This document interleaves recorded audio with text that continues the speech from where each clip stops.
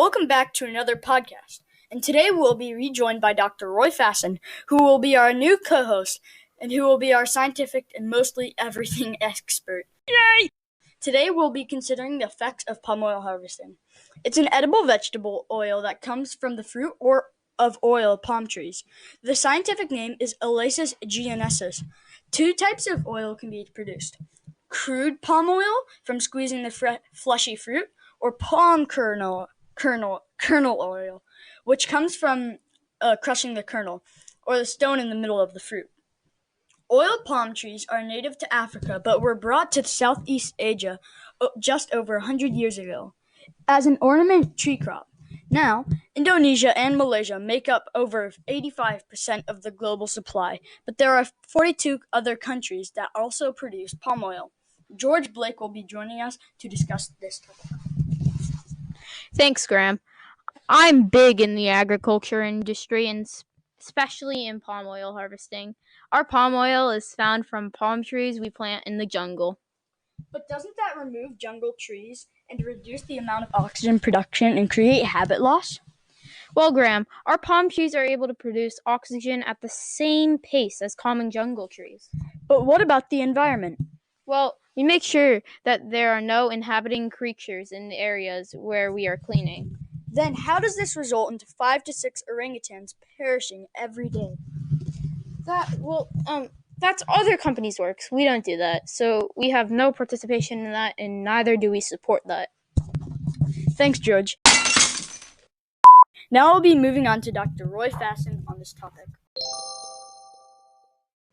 Thanks, Graham. Palm oil has been and continues to be a major driver of deforestation of some of the world's most biodiverse forests, destroying the habitat of already endangered species like the orangutan, pinky elephant, and Sumatran rhino.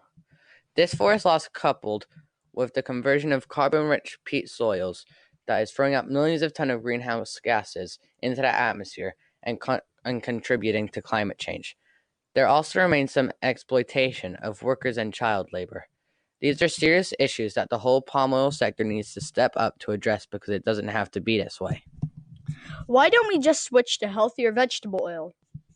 Well, Graham, palm oil is an incredibly efficient crop, producing more oil per land area than any other equivalent vegetable oil crop. Global palm oil supplies 30% of the world's vegetable oil on just 10% of the land. To get the same amount of alternative oils like soybean or coconut oil, you would need anything between 4 and 10 times more land, which would just shift the problem to other parts of the world and then threaten other habitats and species. Furthermore, palm oil is an important crop for the GDP of emerging economies, and there are millions of smallholder farmers who depend on producing palm oil for their livelihood. Boycotting palm oil is not the answer, but demanding more action to tackle the issues and go further and faster is. What solutions do we have to end the production of palm oil? Palm oil can be produced more sustainably and things can change. The Roundtable on Sustainable Palm Oil, or RSPO, was formed in 2004 in response to increasing concerns about the impacts of palm oil was having on the environment and on society. The RSPO has a production standard that sets best practices producing and sourcing palm oil, and it has the buy-in of most of the global industry, as well as committing to buy and use RSPO-certified palm oil across their operations globally.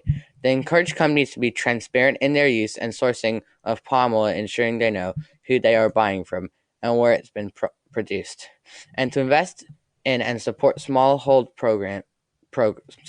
programs and sustainable landscape initiatives. Only with all these ingredients can we start to accelerate the shift to a mainstream sustainable palm oil industry. Thank you to Roy and George for their time. What do you think about palm oil? How do you think it affects the environment? Do you think it affects the environment?